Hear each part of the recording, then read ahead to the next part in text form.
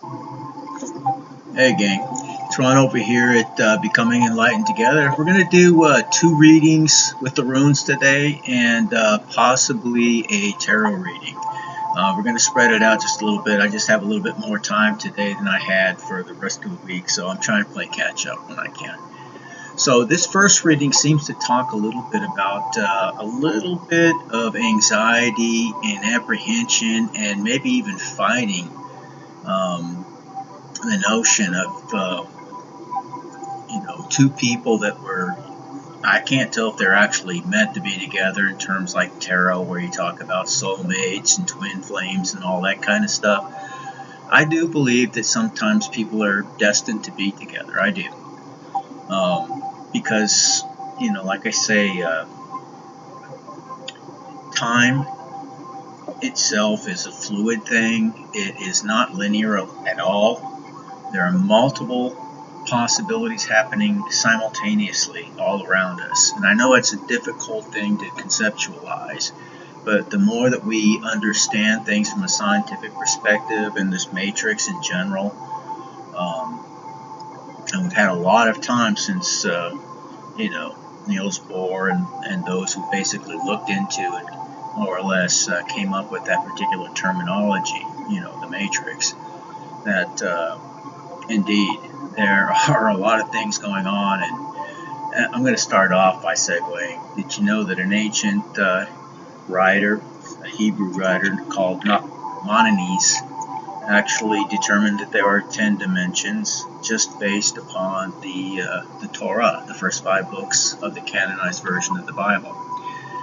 And there are many other examples where we see, for example, in Hinduism and in the Norse religion, where you have multiple worlds or dimensions that are more or less looked after and so on in the spiritual world. And of course, things here on earth are just one of those 9 dimensions or worlds. So it may be a little bit of a stretch, and some of these, again, we have less information on than others, so you have to kind of read between the lines, and I don't like doing that in terms of trying to discover truth, but there are comparisons there that are obvious. So I just really enjoy this kind of stuff, so that's why I poke this information in there whenever I can. I used to do this when I taught too. We're talking about the theory of electrons and things like that today, theory of atoms and so on, and I'd always be able to work something in there and things of that nature. So that's why I like science so much, because I see the comparisons. Anyways, enough of that. I'm sure I'll be segueing again here soon. So for the 1 or 2 of you that actually watch me, it's probably the thing that hopefully is an enduring quality and not so much distracting. I do try to make it relevant to what we're talking about. But the overall energy for the week is still Sowillo, okay? And Sowillo, of course, is a very recognized rune in terms of its historical comparisons. Unfortunately, it's given a dark connotation because of the Nazis during World War II.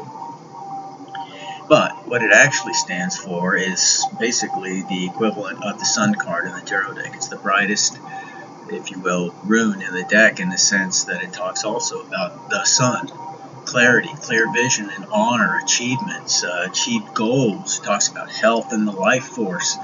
It talks about a time when power is available to make the changes in your life that you see fit. It talks about victory and success, and it talks about contact between the higher forces and your subconscious. It talks about power, the elemental forces, yet again, and cleansing fire. Now, I'm not really 100% sure what they mean by that.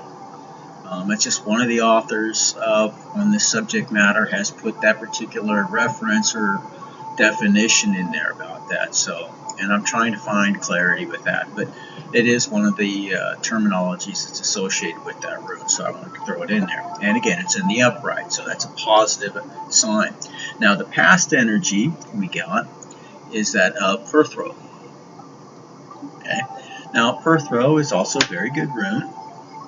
and it talks about games, gaming, dice cup, chance, things that are mysterious and hidden, the psychic and intuitive abilities of the feminine. That is covered under the feminine attributes. You have masculine and feminine. We all have those attributes. But when it comes to the intuition and things like that, we've all seen examples of that, how a mother, for example, is able to determine that there's something wrong with a child, even though there may be, thousands of miles between them and their child, but they know that something is wrong, okay? So, and we've heard that from the Western perspective, but this is something that's been well known in indigenous populations for thousands of years, okay? And we see it in the esoteric and occultic world as well. Now, that doesn't mean that men cannot both harness and actually excel at these types of things too. But it is the feminine attributes and so on that are at play there, just so you know what I'm talking about, okay? So it talks about those things which are hidden in terms of femininity, the vagina, feminine fertility. But it also talks about intuition. I already said intuition, fellowship, joy, sexuality, evolutionary changes being made, and so on. So again, change that you see that is necessary in your life. For some of us, because of our upbringing and the harsh environments and conditions, and being let down by those who were basically there, presumably to love us, it has planted some psychological scars. And that's what we talk about as far as healing your childhood wounds, your inner child. Some people have failed to do that, even those within spirituality. So it's something that we have to come to terms with, okay? We have to accept it for what it is, grieve as we need to, and everything else to really deeply understand it and come to terms with it, as hard as it is, and then let it go, okay? And that's how we develop, that healing process within our spirit on these subjects, and then we can excel and grow. Okay, so maybe somebody out there needs to hear this. Okay, so that is the past energy. Now, present energy is Ingwas. Now, Ingwas is the rune of goddess Freya's brother, twin brother, Frey, and Frey is the great earth god. Okay.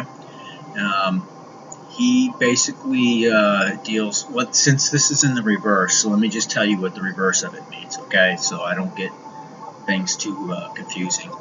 But it talks about, like the death card in the tarot, beginnings and endings. So there has to be an ending of something before it, something new can happen, just like the death card, okay? It talks about milestones, coming to a completion of something, limits or coming full circle in something.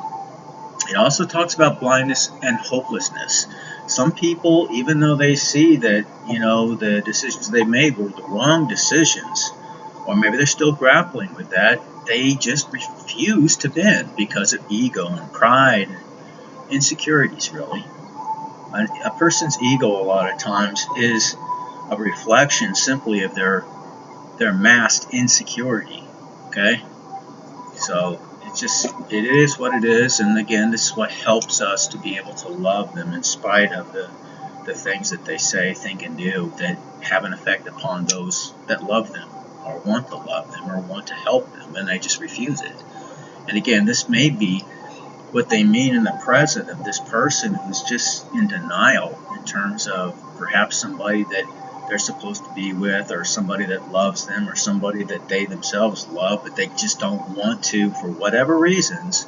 And again, it could be that they haven't come to terms with their inner childhood wounds. Maybe there's abandonment issues, things of that nature. Maybe they become an avoidant that is a result of that. They don't have to necessarily be narcissistic, even though they may act in a great deal of pride and ego. It could be an avoidant personality instead. An avoidant personality is just somebody who's utterly terrified of commitment.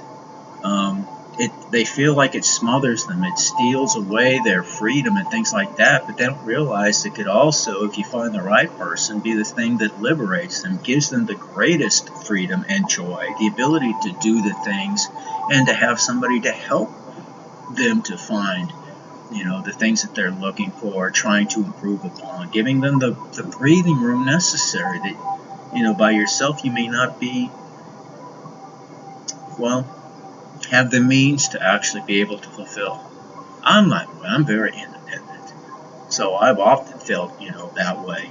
I just want to be with somebody that is, one, my equal, and two, and by that I simply mean somebody who,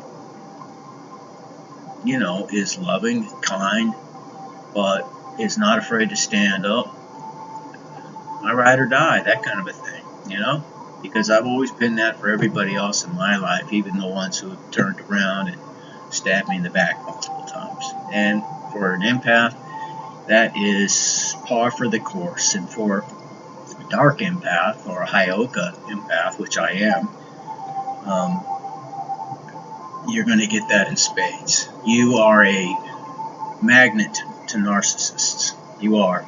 So you're going to get them coming out of the woodwork, and they are going to be attracted to you like, polar opposites, so to speak. Magnetic attraction is unbelievable in some cases. And you feel it too. And sometimes it's not because they're bad people, they just have never healed. And you're there to help them to heal in many ways. And unfortunately, until you learn about this, at your own detriment. I mean, you're going to lose a lot of energy, a lot of sleep.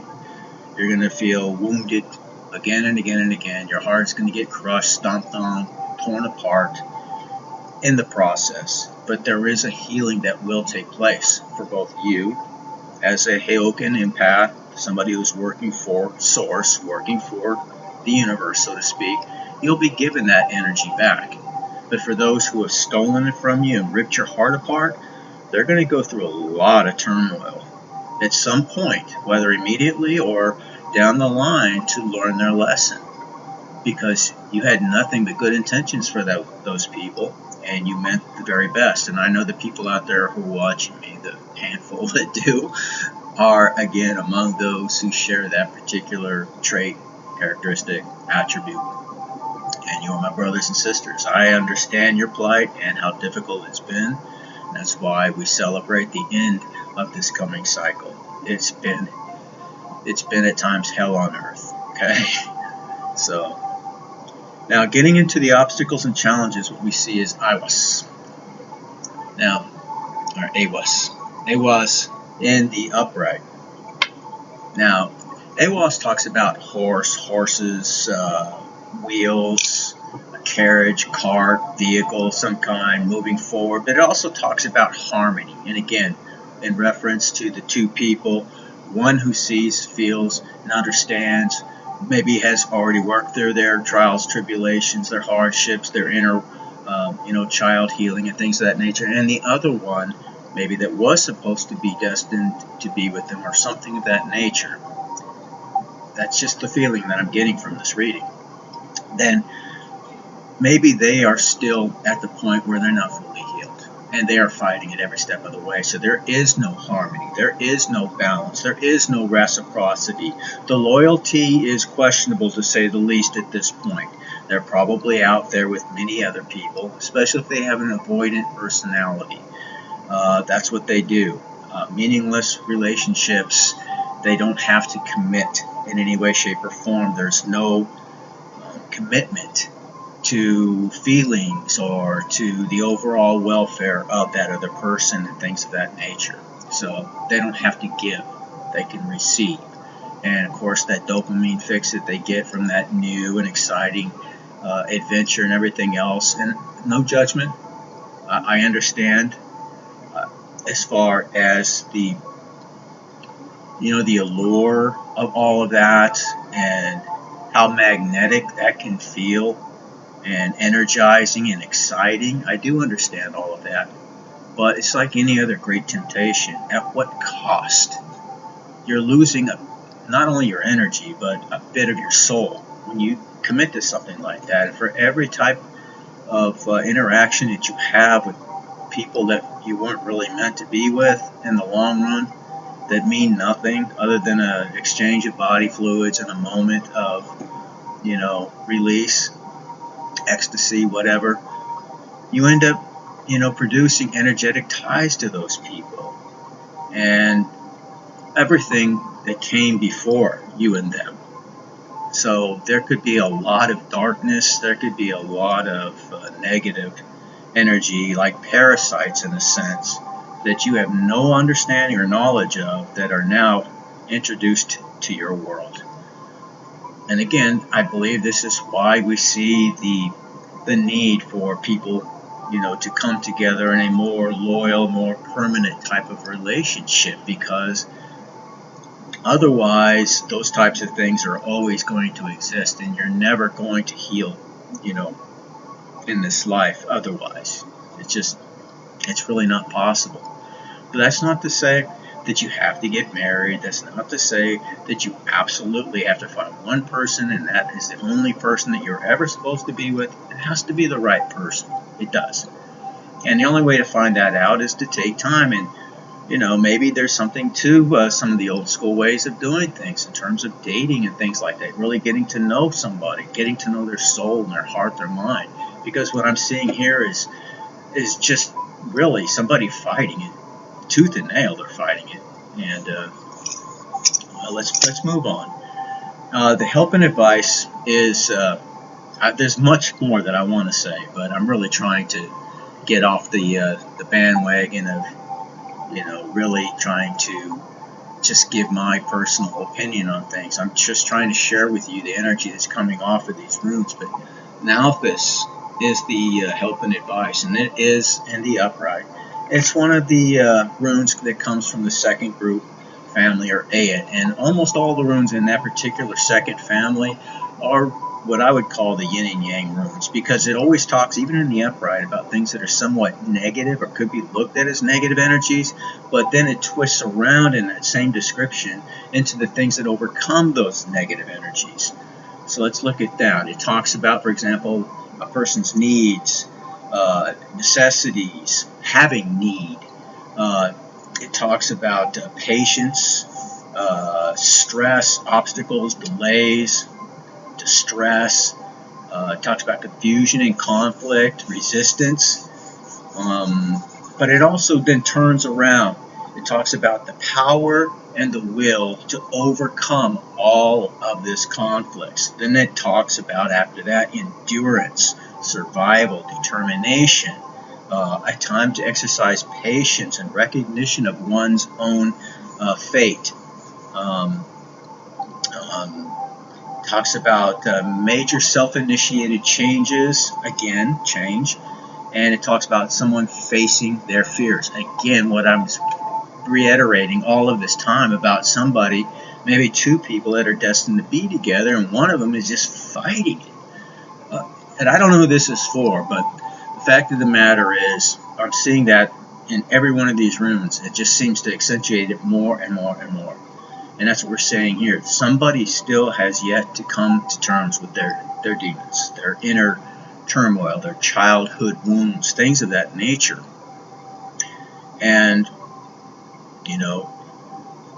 these two people coming together are there to heal one another, it looks like. So it says basically that one person is still playing catch up in terms of this, but it's really up to that person what they do, whether they decide to take on this challenge and heal, or just stay in the way that they are and enjoy their time in frolicking and energy exchanges, which may be exciting and fun now, but are going to end up, they're going to end up aging you prematurely, perhaps producing illness, maybe even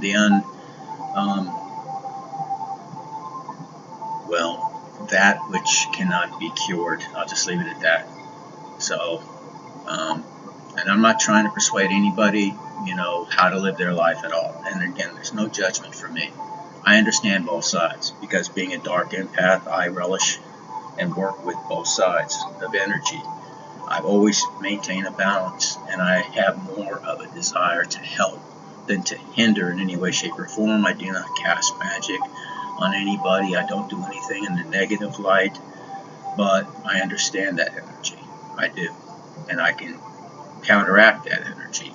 And believe me, there's a lot of people who've been throwing negative energy at me for quite some time, even those who have been close to me. So, it's another story. Now, the future is a very positive room. Urus. So, Urus in the upright, which it is, stands for probably the most vital, energetic, strong, robust, healthy, vital in terms of vitality, untamed and untapped potential that a person has. That's all of this is talking about. An ancient bull called the Uruk, and it was revered because of its great stamina, strength, and its ability to just dominate, in terms of its environment back in the day. So freedom, health, tenacity, all of these very positive attributes, courage and energy. But it also talks about wisdom and, again, sudden changes. Somebody perhaps getting a promotion at work, that could also, talk about that energy. And now we're talking about the masculine potency and sexual desire. So we have both the female and we have the masculine in terms of this vital sexual energy. And again, that energy is extremely powerful. That energy is our creative energy. It's used for all of our creative endeavors. And if you're just spending it recklessly, well, then you're never going to get very far. Not for very long, anyways. But we're seeing, the reciprocity in the energy with the masculine and the feminine attributes. Again, showing us balance is necessary, but we're out of balance currently. So for what that's worth, and for whoever this is for, whether you're the one that's still going through and healing your childhood wounds, or it's your counterpart, somebody maybe that you have broken ties with, or maybe you had to walk away because of the lack of, equal energy exchange or reciprocity or whatever the case may be. So, and again, something I can understand and relate to as well. And I just encourage you to trust your gut in this case, continue to heal and live your life, do everything that you have set forth to do,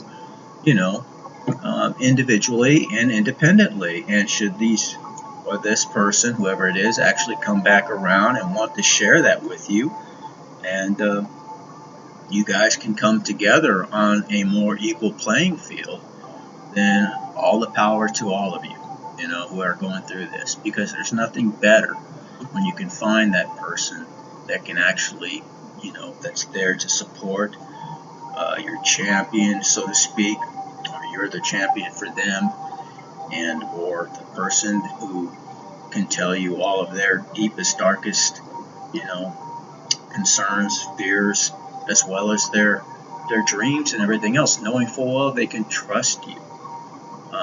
They trust your heart and everything else, that you're not going to say anything to anybody else, and that they won't say anything to anybody else to harm you or to hurt you or to compromise you in any way. In fact, what they do is they encourage you, they build you up, and that's what we're supposed to do. When you have two people on equal energy, you never are really taking away from each other. You're always empowering each other.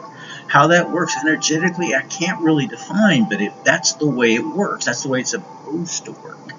But when you're not equal, you're always going to feel depleted. You're always going to feel challenged. You're always going to feel, weakened, or you're going to feel the more negative or lower vibrational, emotions. You're feeling depressed, jealous, angry, anxious, all those types of things, instead of feeling empowered and just, live, just alive, So there's other people out there who could probably articulate it far better than me. Maybe you've lived through these things too. I do the best I can, but for whatever reason, once the camera turns on, my mind just goes blank at times. And I don't know what it is. I don't care what anybody thinks. So, I mean, not to take that the wrong way, but I don't care, how I come off. If people are meant to resonate with me and understand, they will. And if they don't, well, that's, in my opinion, something they have to look at. It's probably something that I'm mirroring back to them, and that's why it irritates them so badly. Okay, because that's exactly what the mission of a dark empath is. We put up basically a mirror for people, and they see that darkness in themselves, and it turns ugly if they're not willing to look at it for what it is. They will use just every trick in the book to take the focus off themselves, put the focus on you and everybody else in their life, and never taking any responsibility for themselves. So if you've seen something like that or somebody like that, that's the reason. Don't take it personally. It's what we're here to do. So we're here to change, this world, and it's change in frequency and everything else. And not everybody, of course, is a dark empath. Okay, but if you are vibrating in that particular sphere of endeavor, then you have experienced this probably many, many times in your life. And it's not an easy mission at all. It's really, really difficult at times. But with that being said, and trying my very best not to get too far off into another tangent, I'm going to go ahead and do yet another reading. Okay, I'm going to do a little bit of meditating, and then I'll go ahead and post my second reading after this. And like I said, possibly a tarot as well. And then we'll get down to the nitty-gritty of the energy for this week. All right, so as always, stay victorious out there to all my brothers and sisters. And in the very distant future, we will all meet again in Valhalla. Either we're going to be with Odin, or we're going to be with, Frey. Basically, we're going to be with one of those two, fighting this war against, against evil, that final battle, so to speak. And I just say that in terms of a, comparative type of mindset with all the other religions who have a very similar Armageddon type of end time story, attached to them. I just have a lot of blood throughout all of the Western world, literally. I mean, Greece, and Italy, and Spain, and America, and of course, England, Ireland, Scotland, all of Germany, Albania. So, I'm all over the damn place. My relatives got along. Scandinavia, Norway. Relatives got around quite a bit. So, anyway, with that being said, again, take care, and I'll see you guys again very, very soon. Okay? Bye.